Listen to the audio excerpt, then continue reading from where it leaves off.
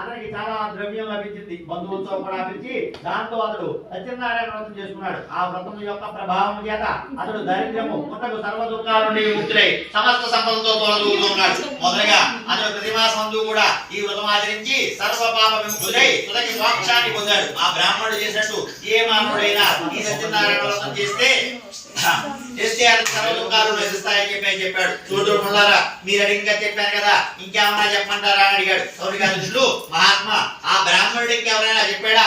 చెప్పి తెలిసి ఇంకెవరైనా పూజ చేసుకున్నారా అని అడిగారు. మళ్ళీ ఇలా చెప్తున్నాడు, ముళ్ళారా, ఒకనాడు బ్రాహ్మణుడు తన వైభవం కొద్ది బంధువులు పెంచుకుని వ్రతం చేసుకోవడం ప్రారంభించాడు. అందులో అక్కడికి ఒక కట్టెల అమ్ముకునేవాడు వచ్చాడు. ఆ కట్టెల బయట దింపి ఇప్పుడు ఇంటికి వచ్చాడు. అతడు చాలా దప్పికలవాడై కూడా చక్కగా ఓపికగా బ్రాహ్మణుడు చేస్తున్న వ్రతమేమో పూర్తిగా చూసి సత్యనారాయణ స్వామికి